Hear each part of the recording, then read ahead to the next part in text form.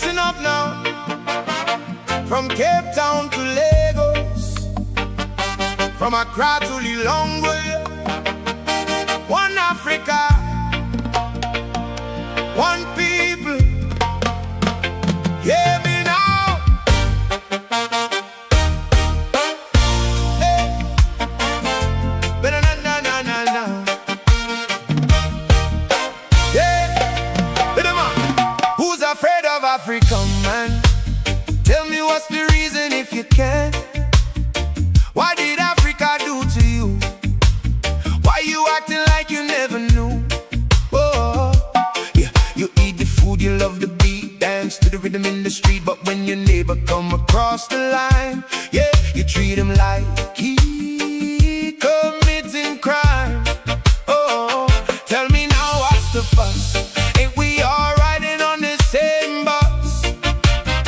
Black or brown, east or west, human beings deserve respect. What you upset about? Tell me what you're talking about.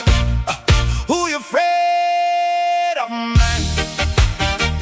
Who you afraid of, man? Afrophobia, man, running from your brother again. Afrophobia, man, tell me when this madness gonna end. Africa calling your name, but you're busy playing a blame game.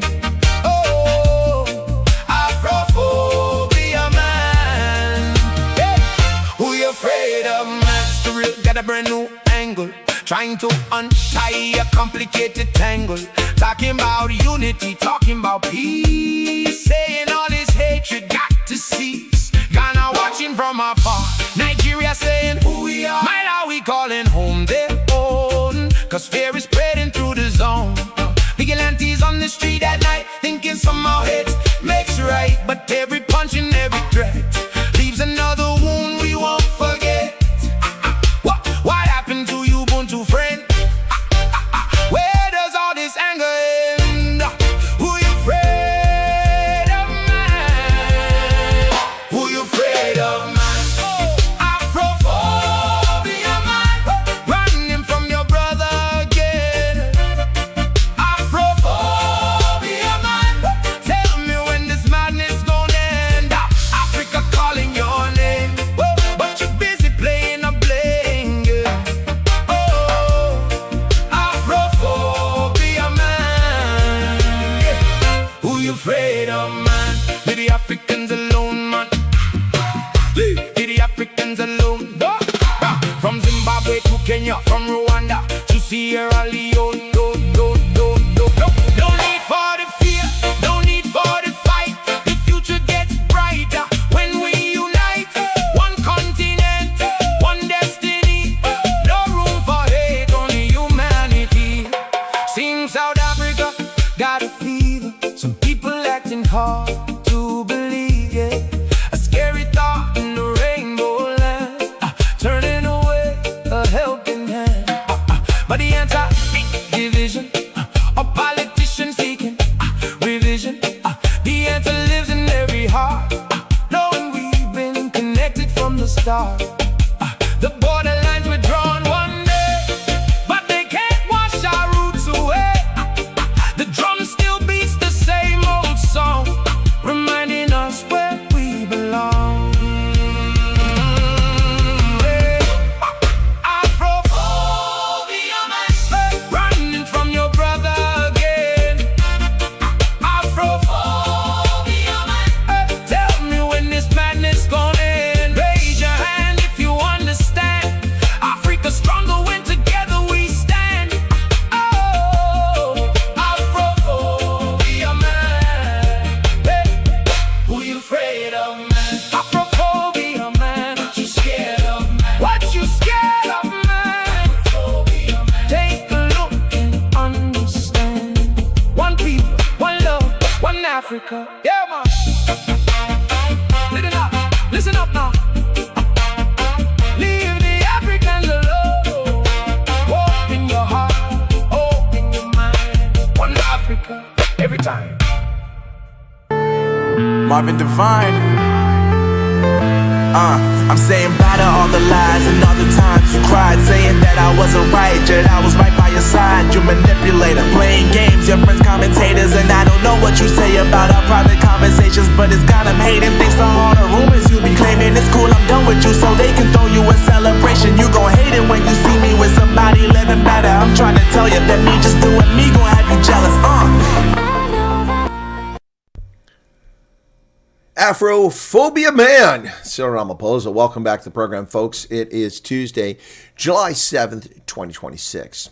Just a week away from Bastille Day, coming up around the corner here, folks. From Bastille Day.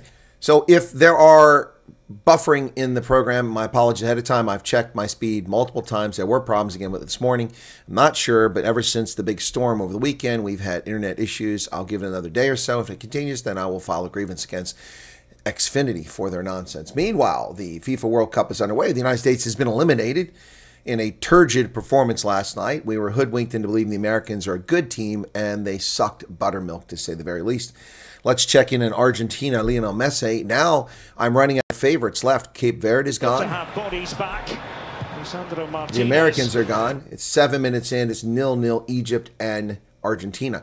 I'm running out of teams to support. Of course, the Banana Boys long ago left. Not that I supported them, but Cape Verde was the darling. I supported them. They're gone. Sweden interested me. They're gone. Norway remains in Holland. That apparently is where I'll tie my hopes and see how far they go. Certainly can't root for Belgium.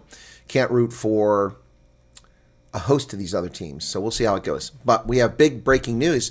Nigel Farage from the Reform Party has resigned his seat in Parliament. He spoke on his YouTube channel earlier.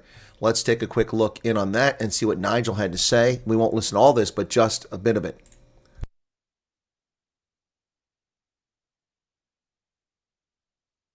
2 years ago, after several years out of politics, I decided to return to the front line. I have to say, there was some reluctance, and initially I'd thought, when Rishi Sunak called a snap election, that it would be beyond me. But I did it, and I was very, very proud.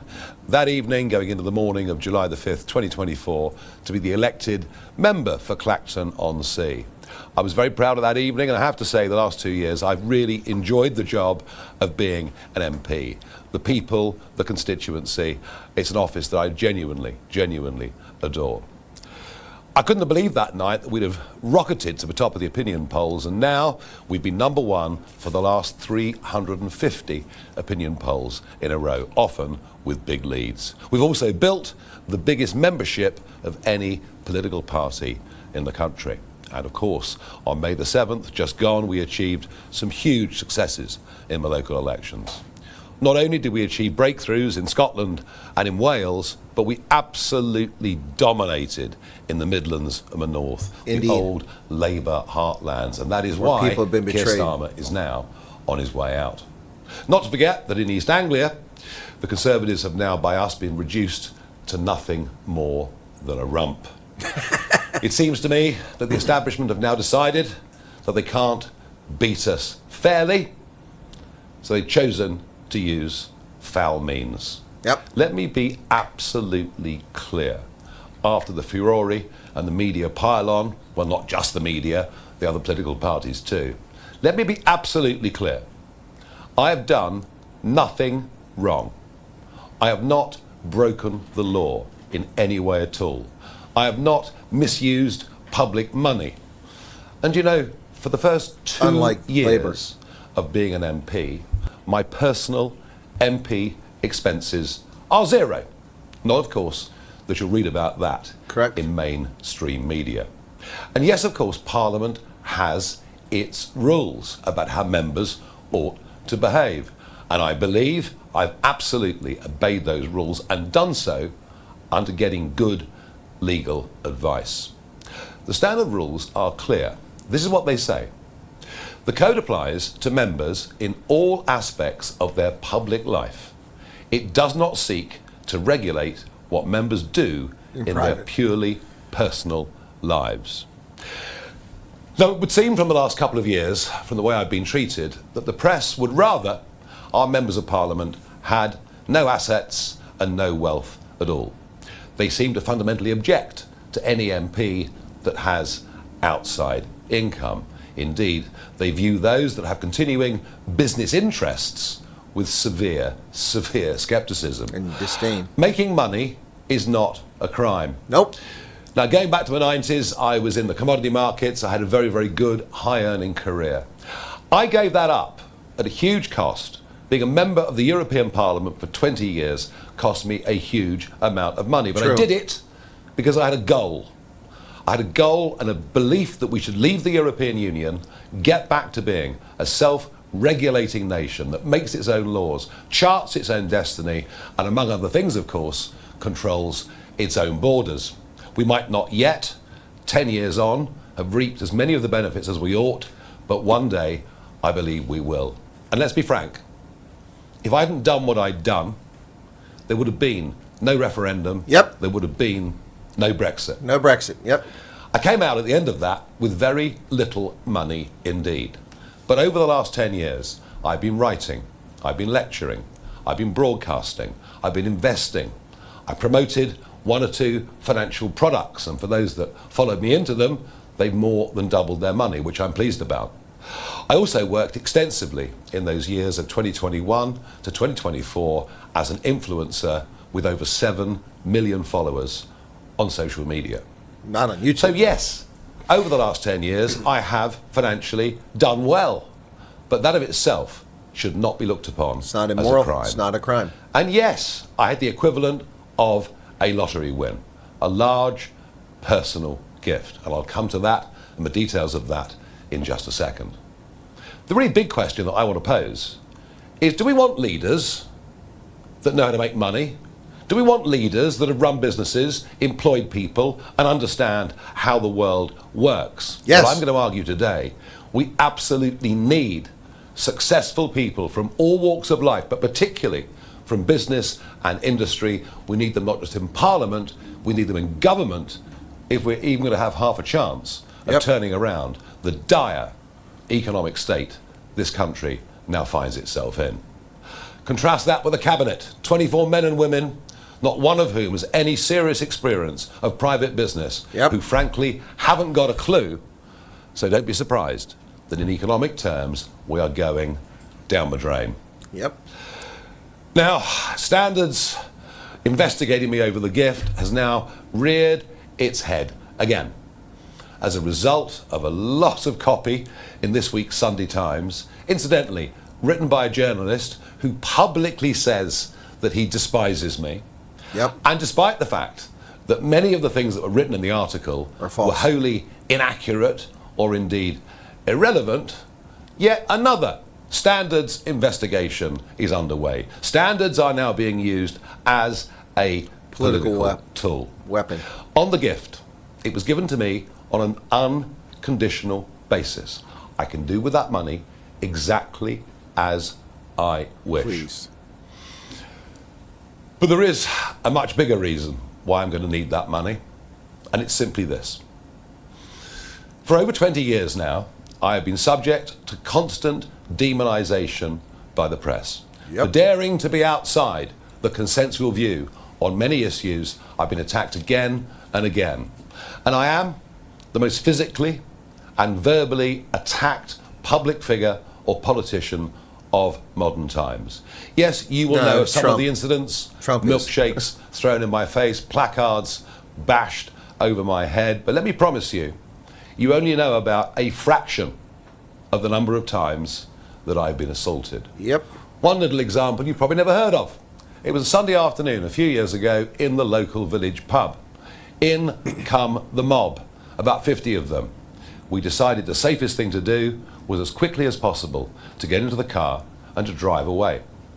But the mob surrounded the car, banging on the bonnet and the windscreen, kicking the side of the doors. It was a genuinely dangerous and terrifying situation to be in. The car was written off. I didn't even bother with an insurance claim and did everything I could not to make it public. But these are the kind of things that I've had to put up with over many, many years. And over the last year it's got worse, with an attack on my home very similar to the one that the Prime Minister suffered, and literally daily online calls for me to be murdered. for some reason, that doesn't seem to worry the police. Not at all. Repeatedly over the years, I asked the Home Secretary for help. I was rejected again and again. And in that period, when I wasn't in elected politics, between 2021 and 2024, I ran up personally very, very substantial bills to make sure that I was safe. When I became an MP, Parliament said, yes, we will help you with security. But almost unbelievably, just a couple of days after the murder of Charlie Kirk, 70% of that security funding was withdrawn. Yep. I am going to need security for the rest of my life, and True. I cannot even tell you how grateful I am to Christopher Harborne, because now I will never ever need to worry about whether I've got the resource. Well, the new attack from the media is that somehow I am a crook, I am dishonest. Yet another reason to hate me. Commentators over the weekend have said, oh, look at the interviews Nigel's doing. He's not himself. He's getting angry. Well, here's why. For some reason last week, the editor of the Times newspaper decided to publish a picture of where my daughter lives. Unbelievable. There is no public interest in my daughter whatsoever. They should She's be not sued involved into in oblivion. current affairs, doesn't seek to be involved in current affairs, and has never been used by me once at any point in my political career. No photographs on election addresses or anything like that. I've always done my absolute best to protect the privacy and safety of my family. By publishing that photograph, the editor of the Times has directly threatened her security. I wonder what happened to the Leveson inquiry of years ago. An inquiry that sought to bring better balance between what the press could do and families of those in public life. Worse still, she now has broadcasters haranguing her. Sky News were one of them, and when I questioned them on it, they willfully and deliberately lied and said on their channel that they hadn't contacted the family. Well, let me be clear. I will not tolerate intimidation of my family. I will not tolerate the location of where they live being revealed. I will not tolerate any of my family being endangered because of what I choose to do in public life. So yes, you can ask, am I angry? But I've never been angrier in my life. I'm also pretty upset with the behaviour of this Labour government. They began in 2025 and then tried again into 2026 to cancel elections for taxpayers. Yep. And to do so on a vast and epic scale, albeit with the connivance of the Conservative Party. Why? Yep. Well, of course, fear of reform. I'm proud of the fact that we fought a legal action that got nearly 5 million council tax voters the right to go out on May the 7th and give their view. Now, of course, they want to reduce the voting age down to 16. Again, they think that will help damage reform. And just a couple of weeks ago, following the Makerfield by-election, they've changed the voting rules for the Manchester mayoral by-election. They've gone away from first past the post so they can get rid of Starmer, for fear that reform might win. And now they've come after our money. Membership at £25 a time that actually got us into a position where we could build a proper party. Over the last year, some big donors have been attracted to us. Extraordinary. These are men who've gone off as entrepreneurs around the world and succeeded. The sort of people we used to admire over centuries. Now government ministers refer to them in Parliament as malign actors. And so they keep changing all the rules again and again just to stop reform. Frankly, it is like living in a communist country. I could never have believed such a thing would happen here. It has. Ignore the fact, of course, that over decades peerages have been given to donors, and that Labour's donors, in the run-up to the 2024 general election, now seem to have been awarded the most extraordinary government contracts. Yep. Perhaps Dominic Cummings was right last year when he said Whitehall will break the law to stop reform winning power. Correct. And we've been subject in the last few months to the use of illegally obtained information. Firm evidence of computer hacking, and now leaks from government agencies. To sabotage and this is reform. all, of course, a great distraction, because we're about to get a Prime Minister who's coming in with no mandate whatsoever. He didn't even stand on the 2024 manifesto. Nope. This country needs a general election, even if Labour, the Conservatives and the media don't want it. And whilst this pile-on against reform happens, the boats continue to cross the English Channel. Yep. Our fractured defences make us look weaker and weaker against what I think is now an increasingly dangerous Vladimir Putin. Business confidence is the lowest it's now been for 16 years, and I speak to you from a capital city where men can't wear watches and women can't wear jewellery on the street. Britain is broken and the public know it, and we need change. Now, the issue with my daughter was the final straw. Enough is enough. And I thought over the weekend, what shall I do? I could go out and try and make some real big money.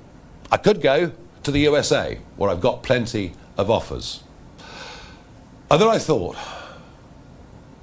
why should I be judged, today or in history in the future, by Sky News and their ilk? Yep. Why should they be the people that decide my fate when, as I repeat, I've done nothing wrong? I've thought about it hard, and I've decided today I will resign as a Member of Parliament from Clacton-on-Sea, thereby forcing a by-election. And he'll win which it should happen, overwhelmingly. I hope, in short order. No, I've decided that the people of Clacton should be the judges of my actions. This will be a people versus the establishment by-election. It's a chance to stick two fingers up to the entire establishment, to frankly tell them where to go. And that is why I will be putting my name forward to stand in this by-election. I will fight to win. I will fight to continue the political revolution that reform has started. And I would say this to you, the voters of Clacton: if I win, you win. Because if I lose, they win, and we will never, with the two old parties, get the type of fundamental change that we need to fix broken Britain.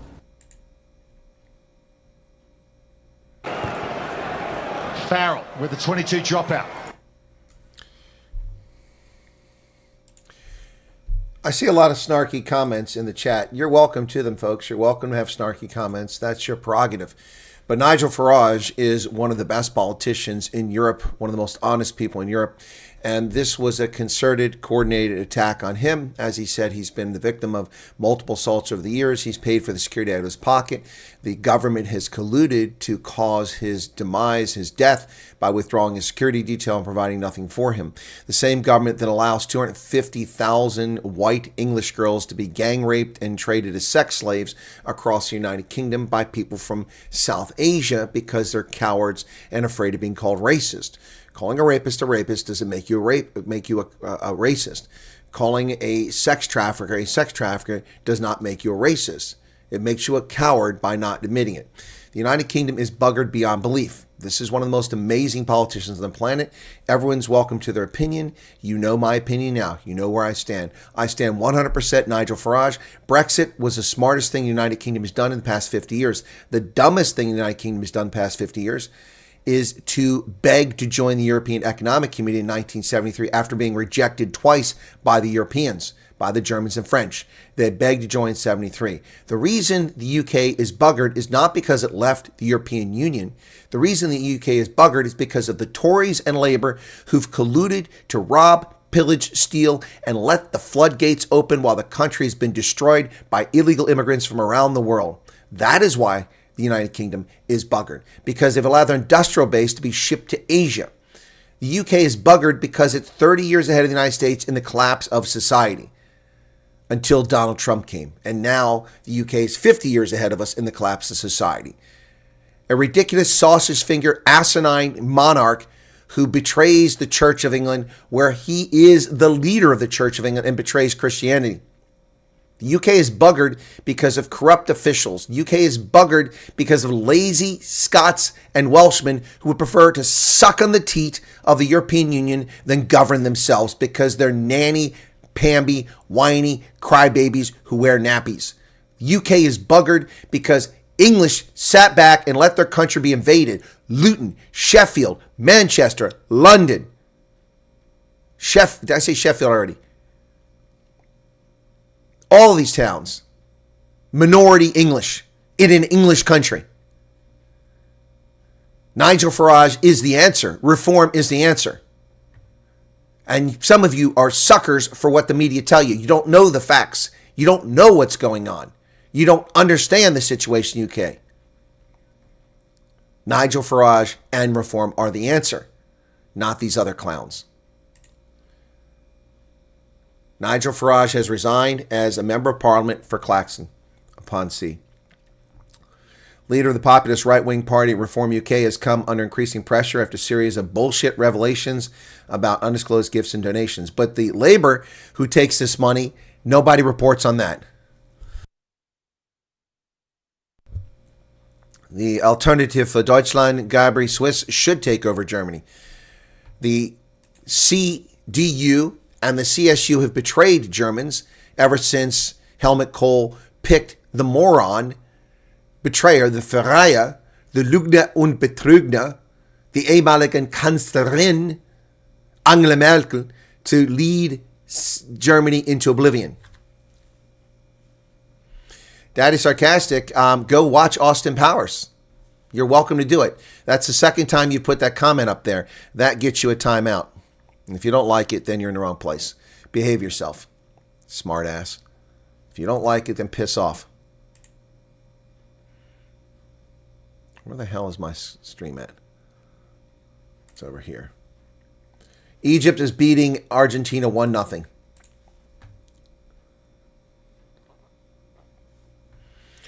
You want to be sarcastic, you can go somewhere else. All right? You're welcome to have your opinions. Opinions are one thing, but being a smartass is unwarranted. You don't like it, then you shouldn't be here. It's quite simple. It's not rocket science. Is that clear? Okay. I hope that's clear to people. Some people seem to have difficulty with that. Nigel Farage has resigned as a member of parliament for Claxon.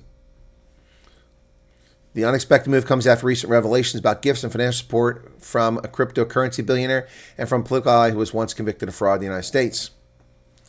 The same people watching my channel that are being sarcastic about my commentary are saying nothing about Andile Lungiza becoming the mayor of Nelson Mandela Bay, a convicted felon who assaulted someone in council with a jug, assaulting them, given a 3-year prison sentence, reduced to 2 years, and then he served 2 months.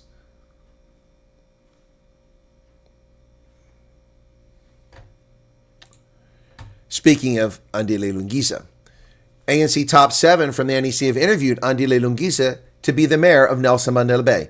You can't even make this stuff up, folks. You can't even make it up. Andile Lungiza, convicted ANC heavyweight, is making a bold bid for the Nelson Mandela Bay mayoralty. The incumbent mayor, Babalawa Lobishi, enters the race with strong regional endorsements and 2 years governing experience. Dr. Silva Pillay and Zolani Vela round out the competitive shortlist of 4 ANC hopefuls. He's been called a disruptor, a firebrand, and the thorn in the side of the ANC provincial leadership. But on Monday, Andile Lungiza walked into a room where none of these labels mattered, only his vision for Nelson Mandela Bay. What is his vision? Jugs over the head of every councillor? Is that his vision? Is his vision positions for convicted felons? What is Andile Lungiza's position? Wow. This story doesn't mention that he's a convicted felon. It talks about him having, going to jail, but it doesn't say he's a convicted felon, which is what he is.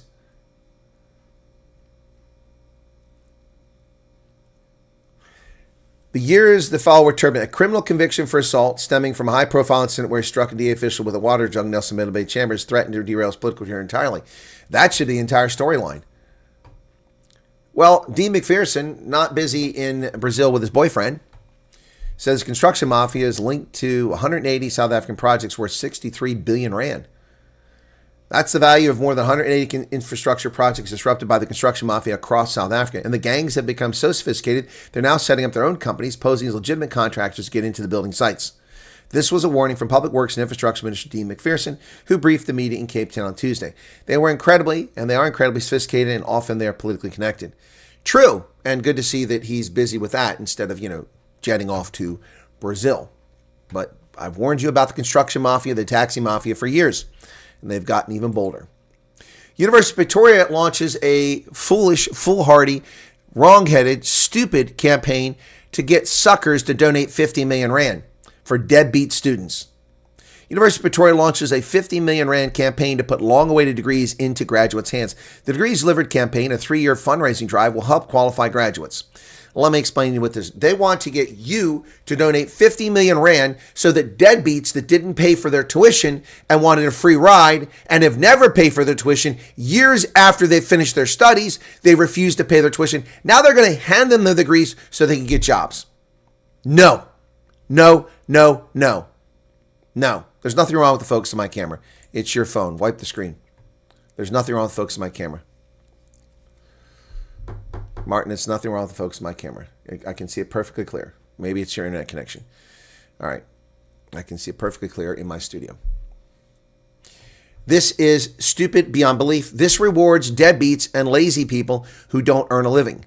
I paid for my college, and they should pay for their college.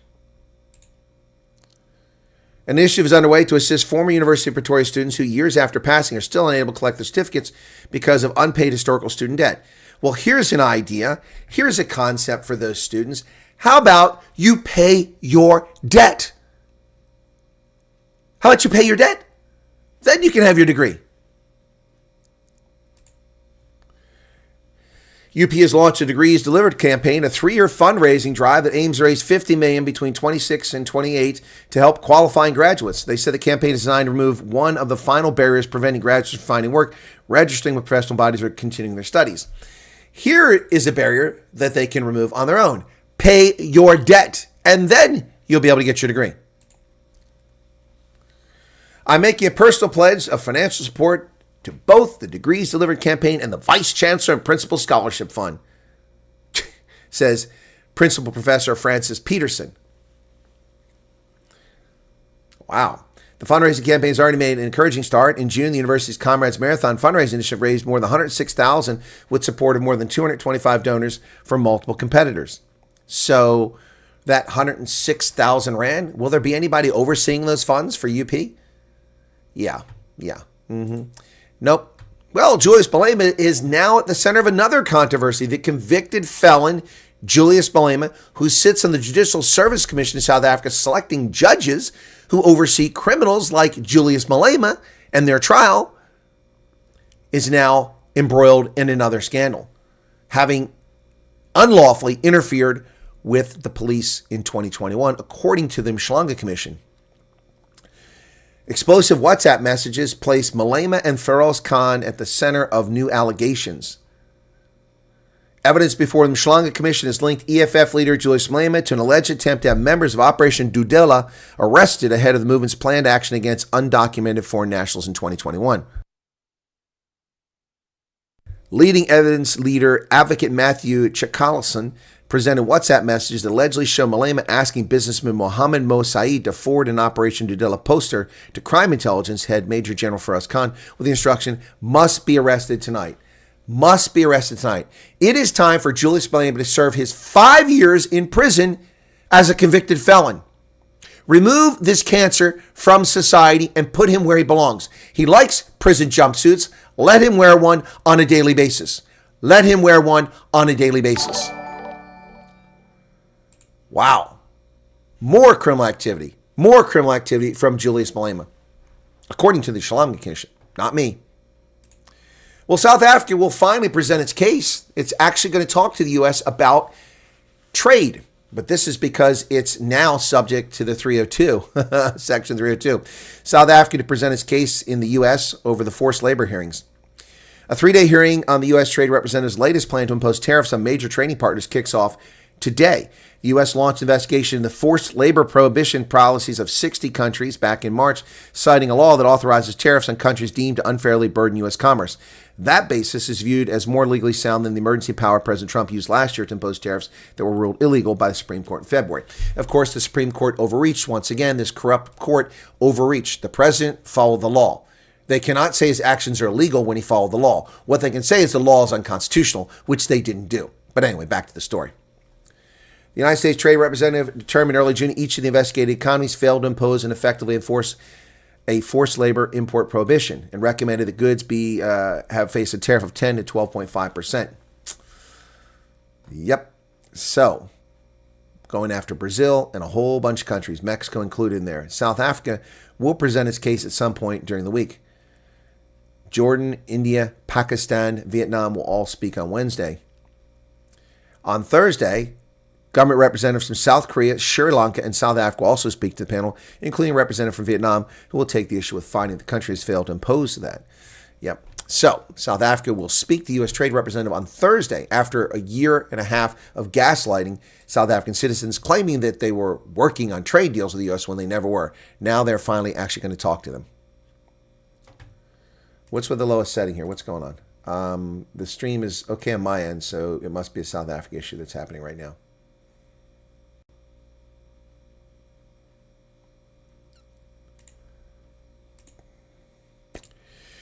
Police say the death of a Nigerian in custody, a second Nigerian who's died in police custody, Johannesburg Metro Police Department, JMPD, is not a consequence of the anti-migrant violence. Well, who thought it was? Is this a smokescreen to cover up what happened? No one claimed that it was anything to do with the illegal aliens. Police said today the death of a Nigerian man in custody late last month had nothing to do with a surge in anti-migrant violence and that he collapsed after being arrested for drug possession. The Nigerian Foreign Ministry alleged Sunday the man had died during an interrogation 2 days before nationwide rallies against undocumented migrants. Southern Police Service strongly rejects attempts to link this incident to anti-illegal immigrant protests. No, the Nigerian government has claimed that you have tortured and murdered a Nigerian national by the Johannesburg Metro Police Department. That's nothing to do with illegal aliens. Why in the world are you deflecting from the issue at hand, Johannesburg Metro Police Department? Could you be guilty? United Arab Emirates Group has snatched up Shell's fuel stations in a 16 billion rand deal in South Africa. 580 fuel stations now belong to the Arabs as the ANC sells South Africa down the road to radical Muslims and to Arabs and to South Asian interests in its effort to decolonize South Africa. It is being colonized by Arabs and Muslims as we speak. Yep. ADNOC, wholly owned by UAE, a government entity, and Shell agreed to the deal. 28% will be sold to black economic empowerment players after completion of the deal. So more handouts for the connected to Latuli House.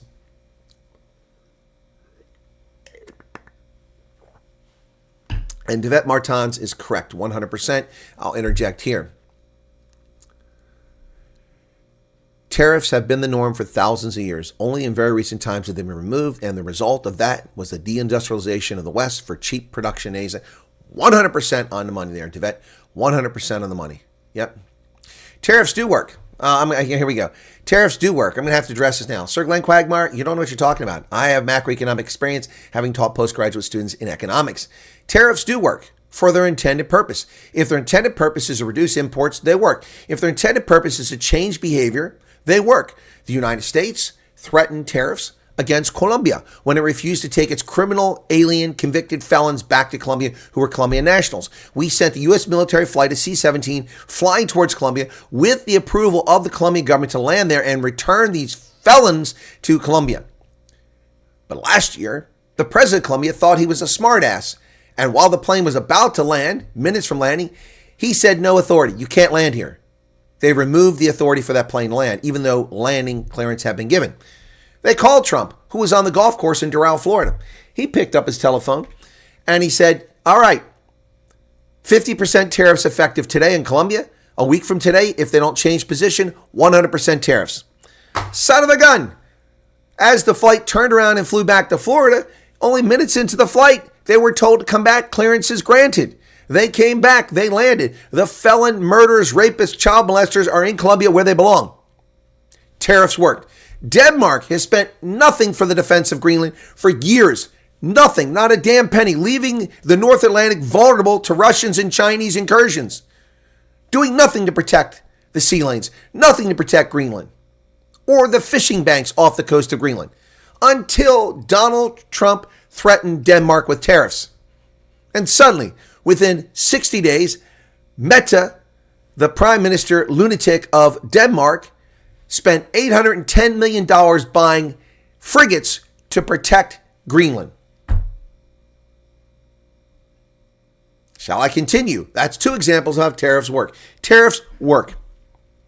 I'm not in favor of them, but they work.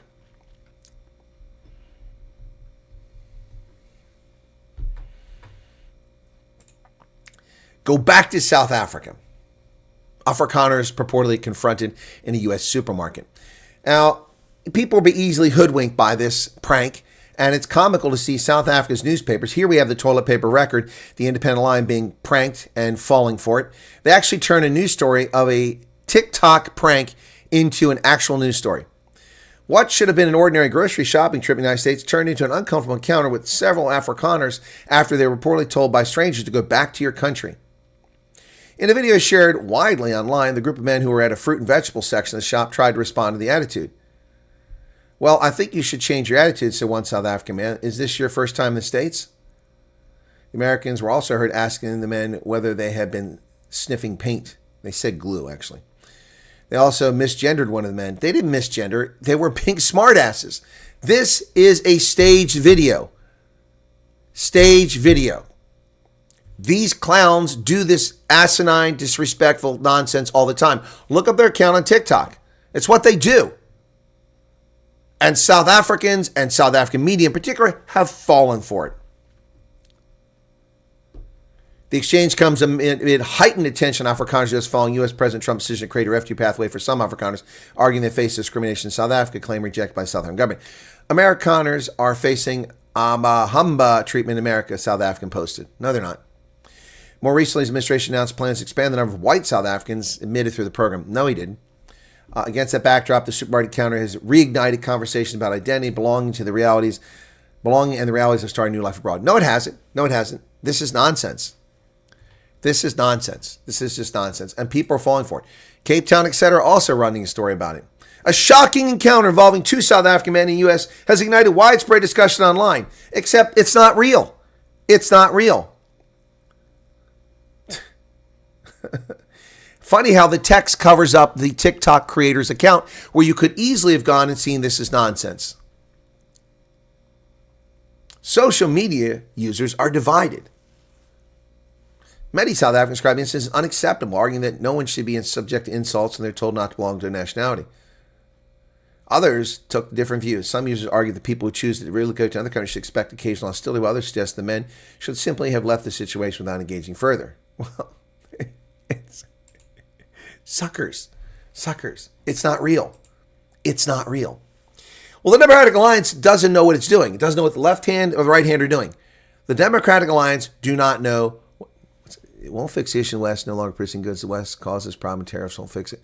Subsequent results threatening. You know, it's funny you say that, Sir Glenn Quagmire, but let me tell you about tariffs and a $3.6 billion investment by Toyota in America, moving production from Mexico back to America. Tariffs don't work. Oh, they do work. $22 billion flooding into America, or $1 trillion. How much is it coming into America? It's ridiculous. The DA's federal executive will look into Steenhuisen's resolve allegations, says Salim Musaminga. The DA's Federal Executive Council will investigate whether John Steenhuisen's allegations about Tony Leon's firm brought the DA into disrepute. Following his removal as agriculture minister, Steenhuisen said Resolve provided his clients, including Starlink, access to DA ministers. John Steenhuisen provided the DA access to Reva Levinson in America, a lobbyist. John Steenhuisen is guilty of the very thing he accuses Resolve of illegitimately. John Steenhuisen is a complete and utter ass. An arrogant, vindictive loser, failed estate agent who suckered people into elevating him into a position well beyond his mental capacity. As I said, the DA doesn't know what it's doing. That is the DA yesterday. Today, the DA says, well, it's not our job to investigate Tony Leon's Resolve Communications. Questions about Resolve Communications should be answered by the company, not the party, despite calls for investigations, says DA spokesman Jan de Villiers. So who speaks for the DA? Salim Msaminga or spokesperson Jan de Villiers? The DA doesn't know what it's doing from one day to the next. The left hand doesn't know what the right hand is doing. If they tried to clap, this is how it would go for the DA.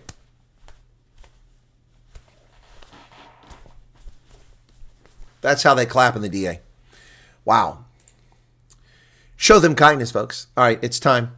We need to just, take a deep breath here. It's time to show a little, empathy, a little concern. It's important that we deal with this situation seriously. It isn't a question of producing at lower cost. Quality comes at a cost. Here you go. We really need to show some empathy here, folks. We do. I mean, honestly, it's important. It's important to show empathy, and I think that I will be the person who starts this. I think it's very important that we show this empathy because, just piling on is unfair, and really, I think that I don't know. I just, to me, sometimes you just have to have, sympathy for people and empathy because it's not their fault. It really isn't their fault. Things just don't always go the way you think they're going to go. It's tough. It's tough when you've been lying to people and you've misled them. But now there's a GoFundMe account for Mel and Pete because they don't have any money for legal fees. And I think we should show some love and affection. Some love and affection for Mel and Pete. How does this work? Is that how you do it? I don't know how you do this heart thing. Anyway, a little love and affection for Mel and Pete, folks. Come on, let's give it up for Mel and Pete.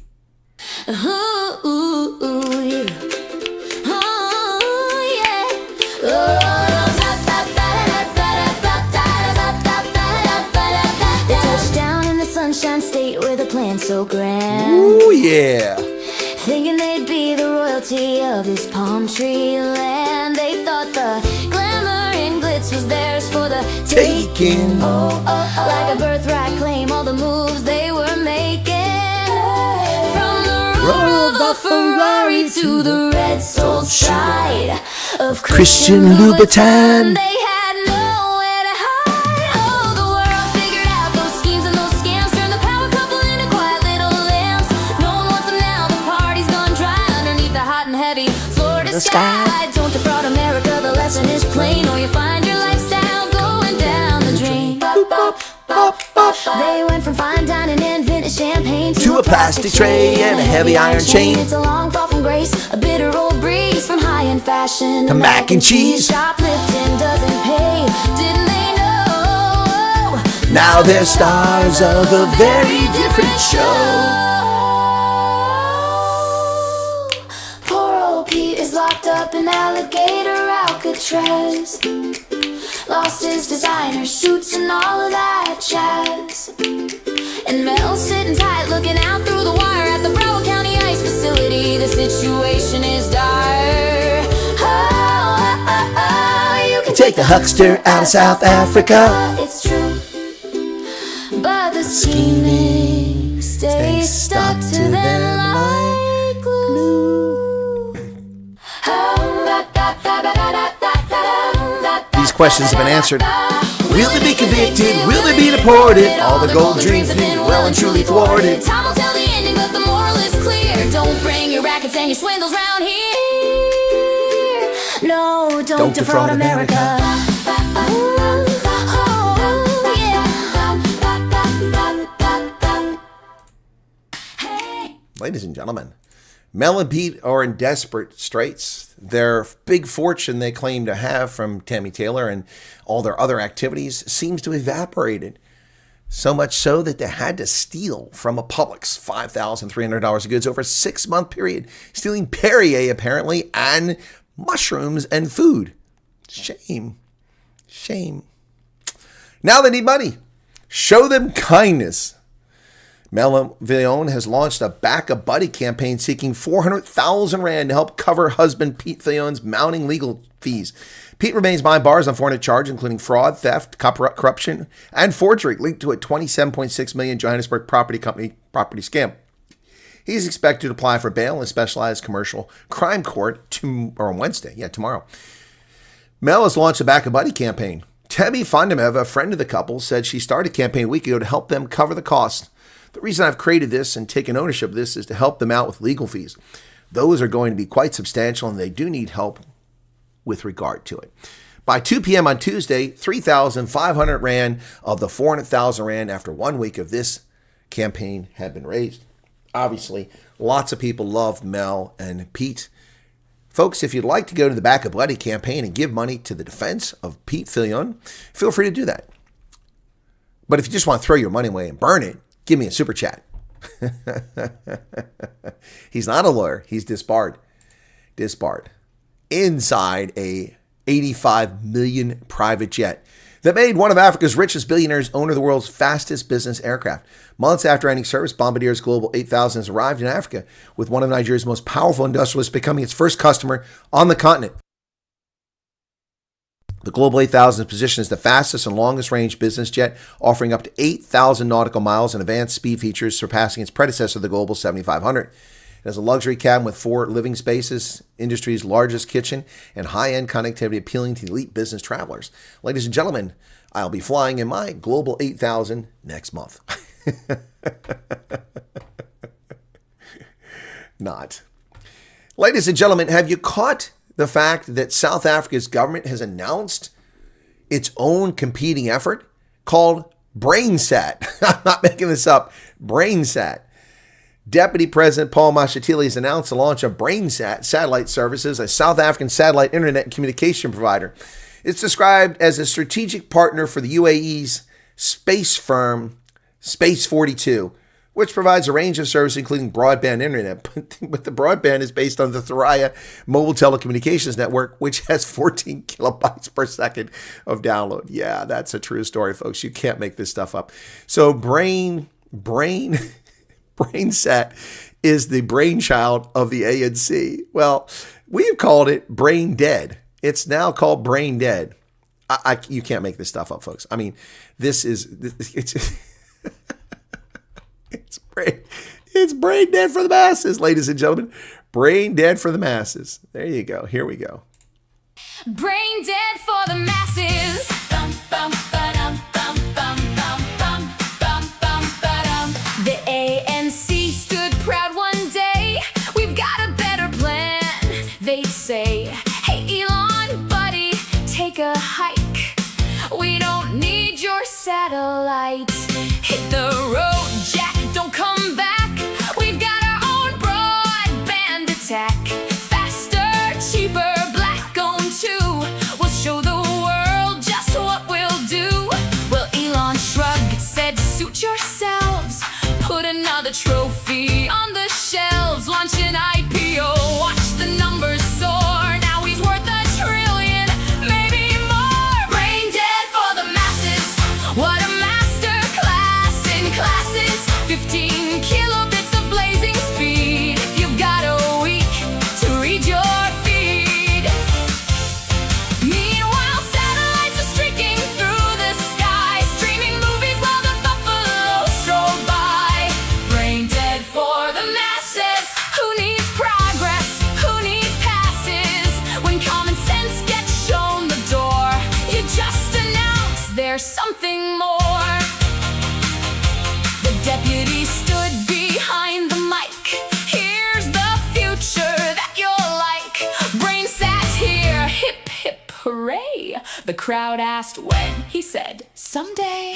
Power through the Thuraya beams. Not exactly sci-fi dreams. Open one web page, make some tea. Maybe it'll load by 3:30. Across the continent, people grin, watching football zooming in. 50, 100, 400 megs, while BrainSat stretches both its legs. It's buffering, buffering, buffering still. Maybe tomorrow, if it will. Brain dead for the masses. Winning races, coming last is loading emails one by one. By the time they're sent, the deal is done. Elon's laughing all the way, counting dollars every day. Born right here, but shown the gate. That's a rather awkward fate. Sometimes pride can cloud the view. When politics outruns what's true, you can slam the door with quite a flair, but someone else still gets you there. So here's a toast with tongue in cheek to promises both bold and sleek. If irony were broadband speed, South Africa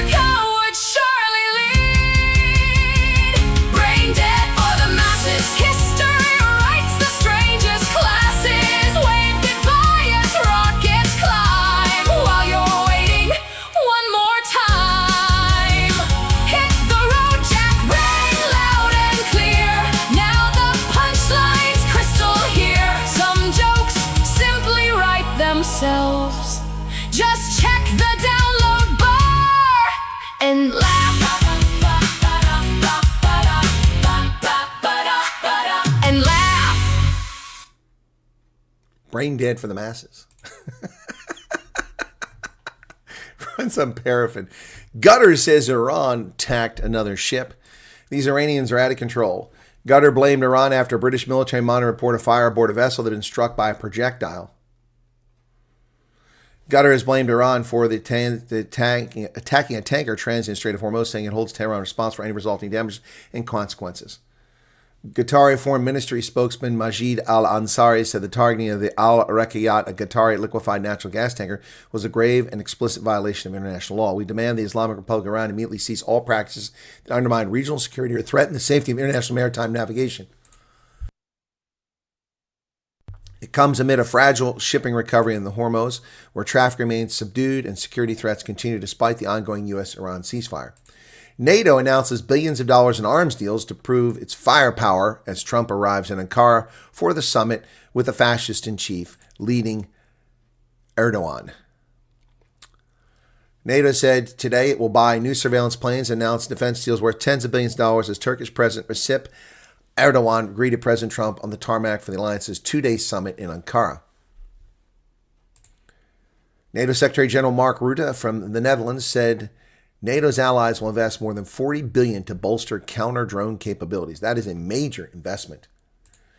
The United States has lost its World Cup bid, the final host to go down in flames after Canada first, then followed by Mexico, and now the United States. In an abysmal performance that was embarrassing for the ages, the United States, we were told, was a great team on the rise, and they performed like the team they've always been, one that fails to deliver in big occasions. They fell 4-1, an embarrassing loss to Belgium, and Florian had no impact whatsoever. All the hubbub, all the whining by the Belgian team about Florian Balogun being back in the program was unwarranted as they smacked the U.S. down 4-1. A lost deer looking in the headlights is what the United States looked like in this game. I couldn't stomach it after the halftime. The summer of love is over for the U.S. national squad, losing 4-1 badly to Belgium. Many U.S. players were in tears, as they should be for their awful performance. 2 early goals by Charles de Ketelaere, easy goals that even I could have scored, and some awful U.S. defending allowed a third from Hans Vanaken. All 3 were awful defending. None of them were warranted, and the U.S. choked this game away. An island-wide blackout in Cuba as its fuel reserve dwindles and aging grid has collapsed. The blackout in the country of nearly 10 million was reported by the state-run electric union, which said on X that the cause is under investigation. Fuel has been running out across Cuba since January, when Trump threatened tariffs on any country that sells provides oil to the island. And Cuba has no electricity, apparently, at this hour. President Trump aims to gain control of Greenland still. He's still talking Greenland. Greenland doesn't help Denmark. Denmark doesn't spend money to really help Greenland, but it's an important part for the United States. So, Trump at the NATO summit is still talking about Greenland. Still talking about Greenland. Cartels have been reverse smuggling routes to sneak gasoline into Mexico from Texas. Mexico's drug cartels have long made money by smuggling illegally obtained oil in the U.S., and they're also smuggling fuel back into Mexico in a scheme to sell the product at full cost while ducking taxes. As much as 1/3 of all fuel sold in Mexico may be illicit, the Mexican government is losing tens of billions of dollars a year in tax revenue. Fuel smuggling is now the cartel's second largest source of income behind drugs, surpassing human trafficking. Wow. No one's talking about that, about the cartels smuggling fuel that's been processed in America. Severe weather power cuts around the country, 373,000 residents across the U.S. Pennsylvania was the hardest hit state with more than 50,000 customers without power, and our internet has been screwed with for 3 days. More than 373,000 customers in the United States were without electricity on July 6th as severe storms swept through parts of the country. Pennsylvania, with more than 50,000 customers, was the hardest hit, followed by Michigan, Louisiana, and New Jersey. Pennsylvania's PPL, Pennsylvania Power and Light Electric Utility, said its latest update yesterday that it had restored power to more than 225,000 customers since the storm began, which meant that nearly 300,000 Pennsylvanians were without power. Fortunately, I never lost power, but I did lose internet because the places that had the internet went out of power. Graham Plattner, the Nazi accused sex abuser, is considering withdrawing from the race in Maine. Plattner swamped with resignation calls after rape allegations rock his Senate campaign. Democrat Graham Plattner said Monday he is weighing the best path forward for his reeling Senate campaign in Maine after a woman who dated him said he sexually assaulted her. By Monday evening, multiple senior Democratic lawmakers had called on him to drop out of the party's Senate campaign. Jenny Rasico, a 41-year-old Maine resident, detailed the alleged incident to Politico and provided emails with her therapist as well as messages with an acquaintance who warned her years ago against getting involved with Mr. Plattner. Ms. Rasico said she dated him off and on for more than 2 years. She said he entered her home drunk and uninvited in late 2020 and forced himself on her. She pleaded for him to stop. I remember him grabbing my pelvis and being really forceful. I remember my specific moment where I thought to myself, like, this is no longer my choice. He's denied the allegations. He said he's considering the best path forward. I wanted to directly address your troubling, serious, and false allegations against me in a social media video. Any accusation of non-consensual behavior is categorically false. This movement we built, the largest volunteer base in the history of Maine politics, is hundreds of thousands of grassroots donors and supporters across the ideological spectrum, was united in a love of Maine, the belief that our politics must change, and a focus on defeating Susan Collins. So regardless of the inaccuracy of the reporting, but mindful of the political reality it will inflict, we are taking the time to reflect on the best path forward for the state that I love, the people that I love, the movement that I belong to, and the goal of defeating Susan Collins.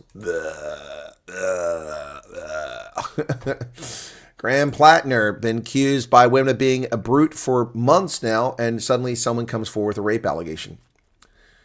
Top Democrats, including Chucky Schumer and the Maine Democratic Party, have asked him to withdraw. He must withdraw the next couple days or they won't be able to put anyone else on the ballot. Plattner and his campaign denied the allegation. Schumer and Senator Christian Gillibrand of New York, who chairs the Democratic Senatorial Committee, called the allegations incredibly disturbing, saying that violence, abuse, and sexual assault are absolutely unacceptable. We believe the women who have come forward about Graham Plattner, and we stand with the survivors who shared their experiences at real personal cost. Spokesman Laura French said, having lost the trust of people in Maine, Plattner should withdraw from the Senate race. Wow. Will the Nazi withdraw from the Democratic Party race? Wouldn't hold my breath on it. They love sexual offenders. Look at little Timmy Waltz, who just pardoned a child molester and rapist, a foreign national illegally here from Laos. He gave him a pardon so that he couldn't be deported because the Democrats love child molesters and rapists. Look how many of them are affiliated with Epstein. All this, release the files. The files have been released, and every person turning up is a Democrat. Graham Plattner, the social democratic socialist candidate in Maine, called the allegation false, but said he would reflect on his critical path forward. Yes, Mr. Tattoos. Yes, buddy, you're toast. You're toast. President Trump has arrived in Ankara to meet with NATO allies in his brand new jet. Look at how big that thing is, man. A 747. Woof. It marks the first visit to Turkey by a sitting president since President Barack Obama attended the G20 summit in 2015. Air Force One landed at the airbase 2 p.m. local time. 32 member countries and key partners will be meeting, but not South Africa. Mitch McConnell missing in action still. Mitch McConnell remains hospitalized after more than 3 weeks. The former Senate Republican leader's office hasn't detailed what led to his hospitalization or the status of recovery. Police scanner audio shows cardiopulmonary resuscitation was performed at his home. He's probably brain dead. To be fair, though, Mitch McConnell's been brain dead for about 25 years, so it wouldn't be any change. Circle Leg Quagmire, are you still here and your argument about tariffs not working? DeVette, are you with me, buddy? Time to back me up here. Toyota will invest $3.6 billion moving production from Mexico to Texas. The company had incurred almost $9 billion in costs due to tariffs during the recent fiscal year, so the tariffs will force them to build their cars in America. Toyota Motor North America will invest $3.6 billion to add a second assembly line for its Tacoma trucks at its San Antonio, Texas plant. The 2.2 million square foot site that currently employs more than 3,700 individuals, where they produce the Tundra and Sequoia sport utility, which manufactured 197,506 vehicles last year. Toyota currently operates 10 manufacturing sites in the United States. The expansion will create 2,000 new, highly quality jobs and add 2.5 million square feet to the Texas Toyota site by doubling its size by 2030. Wow. During an earnings brief on May 8th, Takanori Azuma, Chief Risk Officer and Chief Officer of Toyota's accounting group, said that rising tariff cost the company $8.8 billion for the fiscal year that ended in March. So, there you go. Tariffs don't work, except they do. It's leading to reindustrialization of America, as our economy has not been undermined by cheap, faulty imports from abroad. Haitians in the U.S. fear mass deportations, and they should, because they're no longer authorized to be here. Mass deportations would cost the U.S. economy billions of dollars. No, it won't. No, it won't. Instead of driving down wages, these people will go home where they belong. After the administration of President Joe Biden deported Maxime Orlean to Haiti in 2021, he fled the country again the next month. A construction worker, he had spent $3,000 traveling the U.S. in search of what he called a better life. A better life. A better life. So it's not asylum. It's economic migration, which is what I've been arguing all along. Yeah, Egypt is beating Argentina. But watch out for Messi in the second half. But it was the height of the pandemic. The Biden administration was expelling new arrivals by thousands, often in shackles. It was in the weeks after the assassination of President Jovenel Moise back in Haiti. He learned that some returnees had been attacked, robbed, or kidnapped. His wife and 4 children were living in Port-au-Prince when the armed men attacked their concrete home. They escaped. The presidency remains vacant. The country hasn't held elections. Powerful gangs, now 50 years old and living in Chile, is trying desperately to get his family to Chile, Brazil, or the United States. There's no legal pathway. Stay in Chile. You have no business here. You have no business in Chile, to be honest. Go back to Haiti and fix your broken country. A lawsuit alleges the United States gave Tehran details of Iranian asylum seekers. If true, this is a shocking development, and someone should be prosecuted. But I question whether it's true. The claim outlined in court papers contends information shared with Iran could jeopardize the lives of pro-democracy protesters, religious minorities, and LGBTQ people. A lawsuit filed Tuesday alleged the Trump administration violated U.S. law by providing Iran's government with confidential information detailing asylum applications for Iranians it planned to deport. The extraordinary claim, even the Washington Post says it's an extraordinary claim, outlined in court papers submitted by the Iranian American Legal Defense Fund and the Public Citizen Litigation Group, contends the materials it alleges were shared with the Iranian government could jeopardize the lives of pro-democracy protesters, along with members of religious minorities and the LGBTQ community. An annual State Department report on human rights in Iran released last year under the Trump administration called the situation around severe and worsening. The law couldn't be more clear that information in asylum applications is protected, said Michael Kirkpatrick, a public citizen attorney involved with the complaint. He called the case potentially a matter of life and death. And Mr. Kirkpatrick is 100% correct. You cannot share that information in asylum applications. You also cannot share refugee information. Yep. So if it's happening, then we've got a serious problem. Let's keep an eye on this lawsuit and see what happens as it goes forward. But it's quite disturbing. President Trump, his direct involvement in getting long overdue 50 years since we've been dealing with this issue, icebreakers for the Arctic are finally happening. Steel cutting and structural construction of the first of 11 planned U.S. Coast Guard medium icebreakers began last week. Beginning construction on the first ship of the 9,000-ton, 320-foot-long Arctic security cutter class represents a turnaround for a program incepted in 2010, but has yet to deliver a single icebreaker despite $1.8 billion being spent in the program since 2013. But now that Trump is involved, we're actually going to build the damn ships instead of just giving money to contractors. The program was proposed to deliver 3 of the much larger, more capable 22,000-ton polar security icebreakers by the end of this year. But because of the development that led to the redesigns and ballooning costs, the first of them will not be delivered until 2030. But back to the good news. On our ASC class medium icebreakers, originally the idea was to deliver 3 of those and 3 of the others at a cost of under $6 billion. But because of the program's problems, the $6 billion will cover just the cost of 3 ships and will not be delivered for another 4 years. Given President Trump's emphasis on Greenland Arctic, this did not sit well with him, and he subsequently got directly involved in negotiations with the goal of getting more icebreakers sooner at a lower cost. He succeeded on both fronts by involving the Finns, who were responsible for the base design of the ASCs were based on, who have experience building nearly identical ships. A deal was negotiated where Finland partners with U.S. shipbuilders to produce 4 of them, and the remaining 7 being built in U.S. shipyards, 4 by Bollinger Shipyard and 3 by Davies Defense. It's a win-win deal, as Finland, being the designer of the icebreakers on which the 2 variants are based, has experience that will enable to deliver 2 icebreakers by the end of 2028. Further, in order to gain expertise and experience, U.S. shipbuilders will be embedding their engineers, construction leads, and project managers with the Finnish shipyards where the ships are being built. Brilliant, brilliant, brilliant. Absolutely brilliant. The first 2 ships will be built in Helsinki shipyard and will be delivered in 2028. The 11-ship contract for $6.1 billion brings the price per ASC to $560 million per ship. So the United States will finally get icebreakers, which we've needed for 50 years. We only have 1 in our inventory. Stolen valor is a major problem around the world, particularly in the United States, where frauds claim that they're military or military veterans to get sympathy, to get money, to elicit attention. Well, this is becoming a bigger problem now in the age of AI, and people are falling for it, just like people fell for the stage video about Afrikaners being insulted in a supermarket in the United States.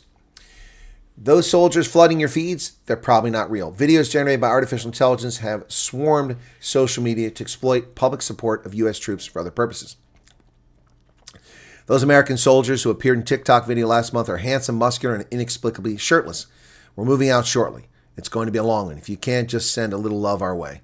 The video is a concoction generated by artificial intelligence with the goal of enticing viewers to click. It's one of thousands, according to researchers who track them and who have deluged social media with fake images made to look like American service members on duty at a time when real soldiers have been serving in harm's way, largely out of public view. The source and the intent are not always obvious, the researchers said. Some, though not all, have been part of foreign influence operations, according to researchers, including accounts that during the war with Iran have circulated propaganda purporting to show American soldiers crying or quaking with fear. There's a natural audience for this because Americans care about their military and the war is salient, said Peter Fever, a political scientist at Duke University and expert in civil military relations. He noted that expressing that support was a genuine American ritual of our civic religion. So this is a fraud. This is not a service member. You can't wear hair like that and have a nose ring in uniform. These are all generated by AI, all fakes. All fake videos. Unlike soldiers in Iranian-linked videos that appeared when the war began, those in the new ones do not seem distressed, but are instead asking for recognition for the sacrifices they made for the mission. Luca Luceri, a researcher at the Institute, who published the analysis network for a new company, .next, said the network's campaign had generated nearly 3 million views and 444,000 engagements by users who liked or commented. Advances in AI not only make the videos more persuasive for some people, but also make campaigns easier to organize at scale. Generated by AI. You can see that the name tag is bullshit. Also driving on the wrong side of the vehicle. And you can see she has fake rank. Another fake. These are fake people. These aren't real. Stolen valor, folks. Stolen valor. What about troops deployed? We have a regular rotation in Poland. What are you talking about? The regular rotation in Poland. That, my friends, is the news for today, the 7th of July, 2026. Nigel Farage has resigned. Andile Ongisa is running for mayor of Nelson Mandela Bay. A convicted felon will be your mayor. PE. Good luck with that. What major? Who was arrested for what? What are you talking about? Thank you for the news. As for ship tonnage, China manufactures 23 million tons compared to less than 10,000 tons. Yes. You're correct, Yvette Martens, because we allowed our shipbuilding to go to South Korea and Finland. Russia has nuclear icebreakers. The West should build some themselves. Well, we're finally building icebreakers. Ice pilots, okay? Bye, Bonnie Duplessis. I just ended the news. I didn't remove Sir Glenn Quagmire. Was he removed? Did one of my moderators move Sir Glenn Quagmire? It'll take me 10, 15 minutes to find that in the blocked accounts. I need to know if someone removed him. There was no reason to remove him. He's just being silly. He has a different opinion. People can have a different opinion. No problem with the different opinion as long as people aren't abusive. Wife left for China. Mitch's daughter closed her ex account. Wouldn't surprise me. They are corrupt people. Can I get Starlink? Yes, I can, Robert, but it's ridiculously expensive and unreliable. Well, it's reliable, but it's not fast enough, I should say. It's not fast enough. It's not fast enough.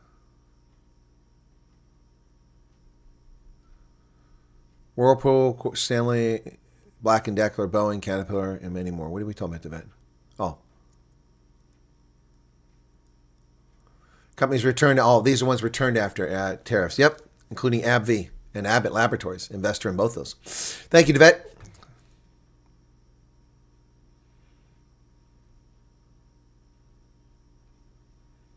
Many large company. Oops, there we go. Egypt's still winning, huh? It's now the second half. Egypt's still in front. Wow, let's listen in for a moment. Long, the Pharaohs. McAllister. This would be a major upset if Egypt wins this thing. A major upset.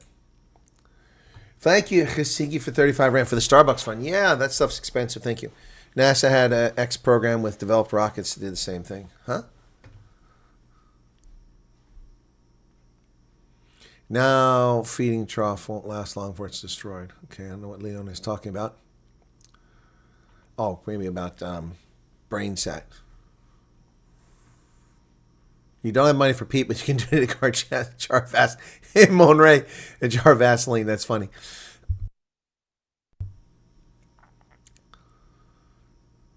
Interview Bullhouse, get his take on allegations made on News Pod. What allegations did he make? And does anybody have contact with him? I don't have contact with him.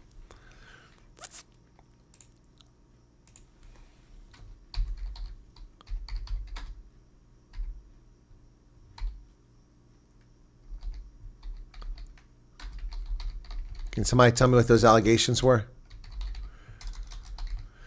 I didn't know he was on Newspod and they made any allegations. I haven't seen Newspod in a few days.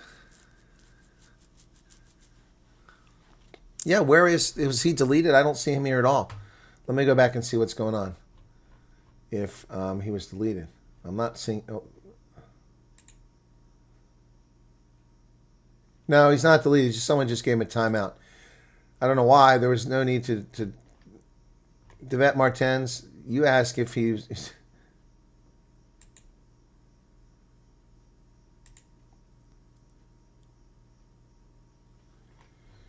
Okay.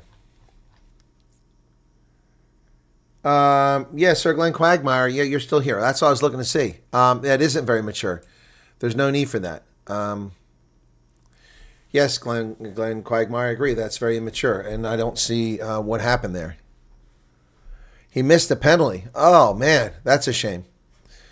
What's it about Ebola? What about Ebola? You're welcome for the news, Michelle Erasmus. Any relation to Rossi? Business plan for wireless ISP.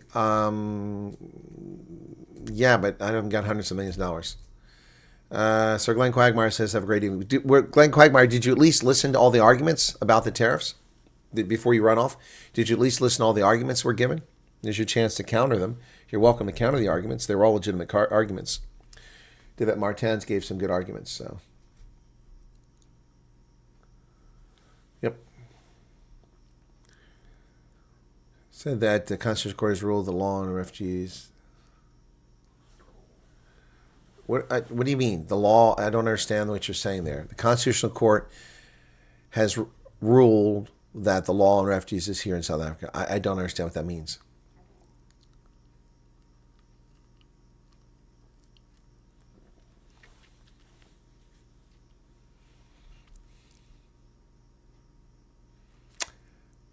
Who is P&M? Oh, Pete and Mel. Oh, okay, that's what we're talking about, Pete and Mel.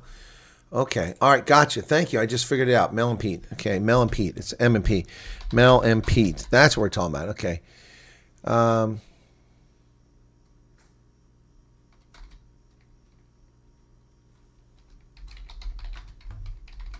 Does anybody have contact with Mr. Bullhouse? Yep. You're welcome, Lioness. My pleasure. Brain sat. Yeah, more like brain fart. More like brain fart. Oh, people are leaving now. Oh, don't leave. Don't leave. Can people push us up to 129,000 subscribers? YouTube's data has been all screwed up this week. It's really weird. Numbers are going up and down, and it's across the board for content creators. It's certainly not just me. I'm not being targeted. It's everybody. Well, not everybody, but certainly most people.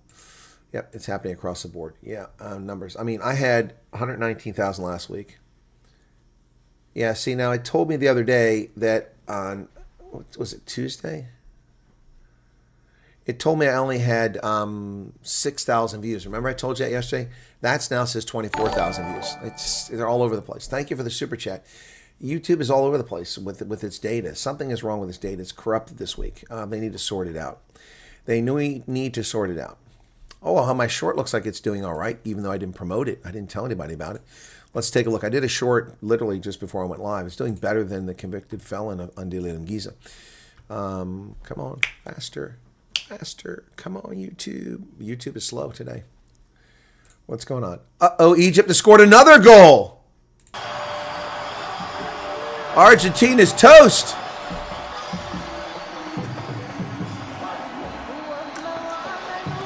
Argentina is toast.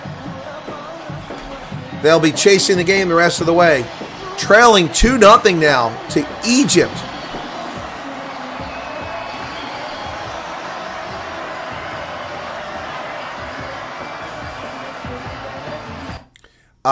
Glenn Quagmire say, heard it, doesn't dispute the efficacy, and just don't think imposing them as a soft power will work. All right, take care. All right, thanks, Sir Glenn Quagmire. Department of Health is preparing for an Ebola outbreak from northern Africa, but won't shut the borders. Press G also said, they said crazy numbers. Yeah, I've had crazy numbers. It's been told me for a couple of days. Here, come on, let me see the replay. Make sure that they're not offside. It's a step on the toe. It's barely anything. What a moment this. Oh, barely anything. So they're gonna say that it's gonna be overturned because he stepped on the guy's foot, which led to the guy falling down. So that might be overturned. We got the VAR. They might overturn this goal by Egypt. They ran all the way down, and they're onside, and he smoked the goalie. Yeah, let's see. They might overturn this, folks. I don't know if the shadow banning's back. Yeah, I think the shadow banning is, but that doesn't explain the numbers. Here we go. Long way back. François Le Texier from France. Let's see. Is the referee on duty. After review, careless tripping committed by number 19 of Egypt in the offensive phase. Final decision is goal cancelled, free kick. Oh, the goal is taken away. Egypt loses the goal because the guy stepped in the guy's foot. To be fair, it's what led to the Egyptians getting the ball in the first place. So, wow, still here quiet. Hey, Denise, thank you for the news. Well, Argentina was nearly beaten by Cape Verde. Yeah, no, I mean, this is legit. I'm surprised he's not given a yellow card. They gave Balogun a red card for something that was not. It was just the same level of thing. The World Cup has been unpredictable. Promising results in treating cancer, but there's no money in it. So what are the chances? Well, Keytruda shows promising. So it's a corner.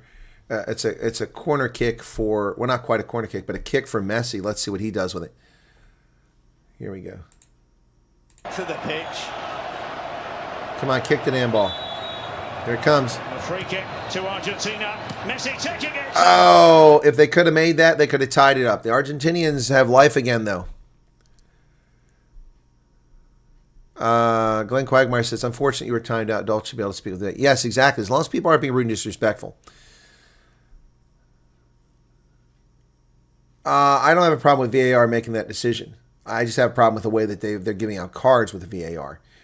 Argentina is pressing, but there's nothing there. But now with 30 minutes left in the game plus stoppage time, Argentina has a chance to tie this game up now. They were trailing by 2. Yep. That spot is a joke when it comes to them complaining about stuff. Also still here, just quiet. Okay. Have to go watch party with the Egyptian colleague. You have a watch party to watch this game? Okay. They say the law and refugees are unconstitutional here in South Africa. El Marie, that may be true, but it has no impact whatsoever on refugees coming to America because it's our law that matters, not South Africa's law. So I didn't see that. Let me see. So you're saying South African, so South Africa refugee law. Let's see if I can find a search on that, if there's news on that. Okay, news. Holds invalidating parts of the Refugee Act. Okay. There it is. Okay, found it. So let's see what it says here, okay? That's not what I want. I want this screen.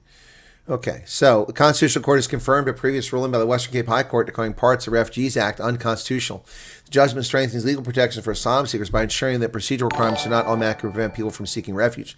The legality of the process is that denied new asylum seekers access to the asylum system since November 2023, leading to the arrest, detention, and deportation without a refugee status determination has been declared unconstitutional. And that's correct. Case was brought before the courts by the Scalabrini Center of Cape Town and Lawyers for Human Rights. Judgment delivered on Tuesday, the Constitutional Court ruled that asylum seekers cannot be refused refugee status simply because they're unable to produce the required documentation or because they fail to report to refugee reception center within prescribed 5-day period.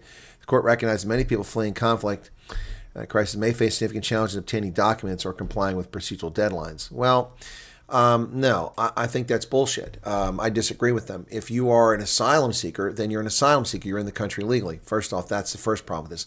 These people are mixing terms. If you're a refugee who's come into the country, if you haven't sought to register as a refugee, then you're not legitimate.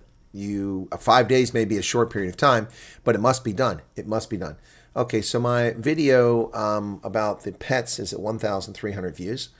1,000 in the last hour, so it must be catching on. One new subscriber. Thank you. That's the short I did a short while ago. And then that's more than, I think, the Andile Linguisa one. Let's see where that one's at. That's at 914. That's not going anywhere. Not being promoted very well. So anyway, but yeah, whatever. So 67. Okay, we're getting there.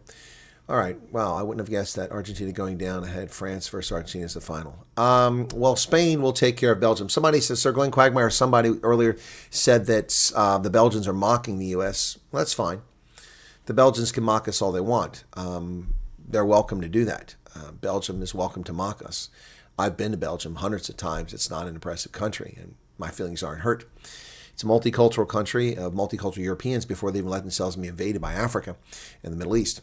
It's full of German speakers, Flemish, Walloons. Anyway, Belgium can mock us all they want. They will be eliminated by Spain, which has allowed exactly 0 goals in this tournament in 5 games. 5 games, 0 goals. Spain will eliminate them in the quarterfinal. Belgium is done. Their history.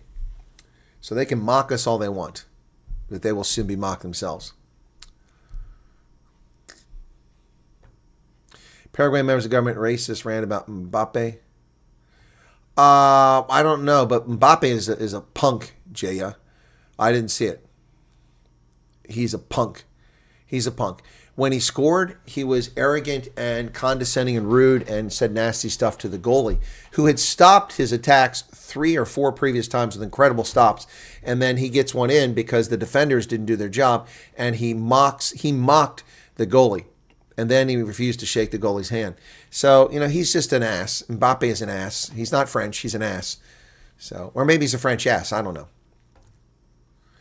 Issues with subs and views. Understanding frustration. Yep. Okay. Pizza Party says, even if I do get done, I'm not going to leave your channel. I genuinely love your content. Well, Pizza Party, then if and when I'm ever in South Africa, you should come to my meet and greets. Okay? Plant also doesn't have the side effects that chemo has. Okay, we don't sure what you're talking about.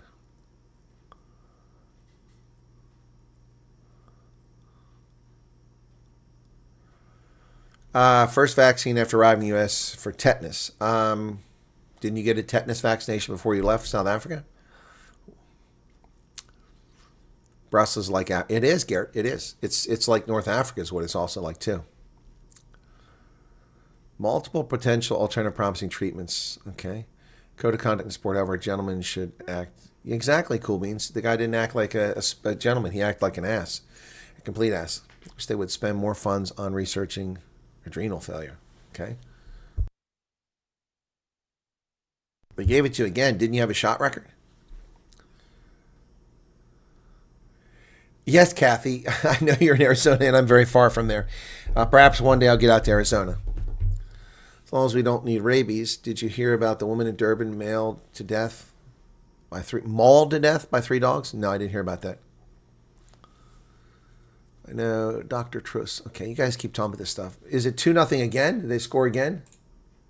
Oh my goodness, they scored again.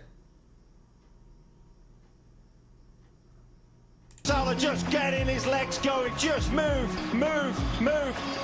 And then you look at Assad, he knows where Zico is, he knows what a goal. He's going to make the run, just leave. What a goal. Beautiful pass in front of 2 defenders who just stood there and watched it go past them, behind them. It's pathetic. And then one defender dove, but there's no chance for the goal. Egypt leads 2-0. Argentina's done. They're done. Now, insult to injury, soon the South African Springboks will be heading to Argentina as part of their summer series, and they'll defeat Argentina in Argentina. Egypt will advance. Lionel Messi knows that's it. His career is done. No goal today. Messi. They never should have been here. Argentina never should have been here. They should have been defeated by Cape Verde. Cape Verde, the best game of the tournament, Cape Verde. And Argentina slipped by, only to be eliminated now. Tetanus, diphtheria, and pertussis. So if it's on your shot record, they shouldn't be giving it to you. They're just charging the U.S. government for something that you don't need. That's bullshit. That's bullshit. Argentina's currently offsides. Get back on side. Now he's on side. Oh, they had a chance, but they missed pass. Argentines are in trouble here, folks. Yep. Argentines are in trouble. Centurion. Who is Switzerland playing? It should be an easy win for Switzerland. Let me take a look. FIFA. Okay. Switzerland plays Colombia today. They should be able to beat Colombia. So let me see. Full match schedule. Here we go. So round of 16. Now we're in the quarterfinals. France versus Morocco is Thursday. Friday it's Spain versus Belgium. Spain will dispatch them. France hopefully will lose to Morocco. We'll have two North African teams in the quarterfinals. The way this is going. Norway versus England. So Europeans will knock out Europeans. So there's 1, 2, 3, 4, 5 European teams in this. And right now you could be down to just 2 after this quarterfinal. So Norway versus England is on Saturday. So Thursday, Friday, Saturday. And then Saturday, the other quarterfinal. Wow. We're getting there, folks. Getting to the end. 2-0 with 70 minutes off the clock for Egypt. Wow. My brother's in the air, just left. Oh, wow. Okay. Well, Jalopy, that's interesting. Where's he headed? Do you know? Did he say? Oh, this guy's, they just, they're such babies in this sport. I swear. No one touches them, they fall down. It's a hydration break with 70 minutes off the clock. Egypt is leading Argentina 2-0. Messi looks very inconsolate. He looks very distressed. Actually, no, he looks pretty calm, to be honest. He's pretty calm. Yep. So 2-0. The Argentinians, the goal scored to guys like this, face palming it. Wow. The Egyptians are all over this one. Ingrid, okay, take care. All right, where are we at here? Why does this say 17 minutes? Must have got disconnected there. So anyway.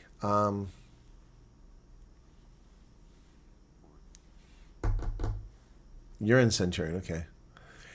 Tetanus and hep is among the 4 you get in South Africa before trial. That's what I thought. Goodbye, Argentina. That's why I don't gamble. Would have lost. Exactly, Nev. Your lunchtime, my supper time is ready, so we'll chat for a bit, okay?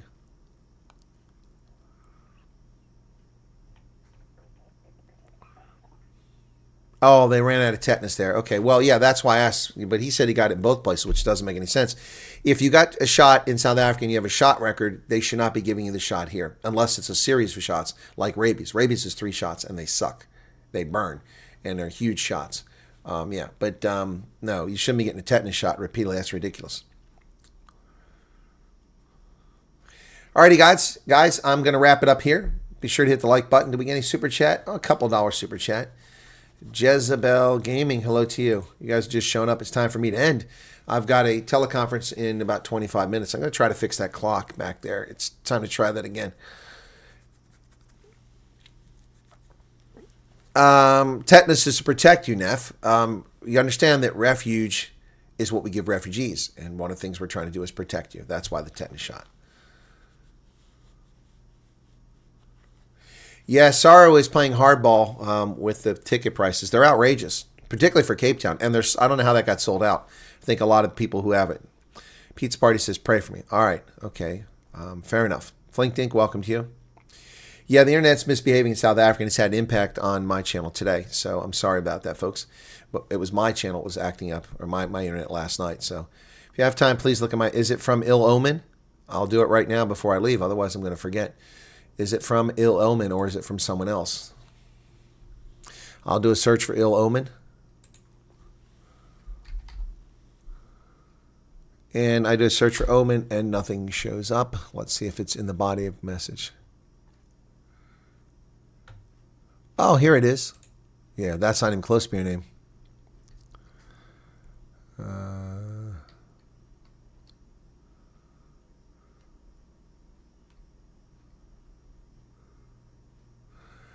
I'll have to read your message after the fact. You didn't get a denial letter, so. You like the video post today. Which one, Michael Picara? The one about the dogs or the one about Andililungisa? Yeah, South Africa is flagged for rabies and tetanus. Mark Sharp, did I get around your email? No, I didn't, Mark. I didn't. Let me see if I can find email from you. I mean, some of you guys are asking me for things that you have answers on, and I'm not sure why. I'm not saying you are, Mark, but some people. Okay, Mark Sharp. Let's see if that comes up. Okay. July 3rd, I did read your email. I thought I responded to this.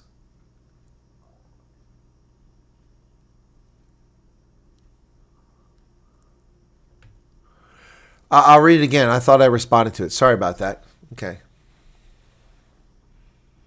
I thought I responded to that. Okay, so Mark, yeah. Yeah, I read your email several days ago. It's already read. I thought I responded. Maybe I get distracted. Yeah, Norway the dark horses, but Spain haven't conceded a goal yet. Exactly. Norway are the dark horses. You were correct about that. So 74 minutes now, and Egypt is defending. Argentina's got a shot towards the goal, but it's going to be short. Oh, there it is. Picked up. Can he get it? Over the middle. Oh, and a weak shot in the corner by Martinez. Shame. Argentina had a chance to get one goal there. Yes, I see that I haven't responded, Mark. I didn't say I did respond. I said I thought I responded. Okay. Yep. So, yep, they kicked it to the corner. Anyway, so they kicked it out. It's a bad choice there by the Argentinians. Told me there was no cure for tetanus after I got bitten by a cat in the last 10 years. Really? I didn't know that. That's interesting. Okay, guys, that's going to be it. Look for maybe some more production for me today. Busy day tomorrow, but I've got in 20 minutes a teleconference with someone. So, all right. Thanks for being here. The World Cup, despite the nonsense the past few days, has been an absolutely brilliant World Cup. Europeans who've been lied to by the media now know that America is a wonderful place, and they all want ranch dressing, and they want our big petrol stations, they want our big houses, they want our lovely hotels, they want to come to America, and they love America, which is great. Yes, Garrett, I'll be doing the Springboks game against Scotland and the next one against Wales. Yep. Thank you, Karen. You guys take care. God bless, and we'll see you later on. Cheers.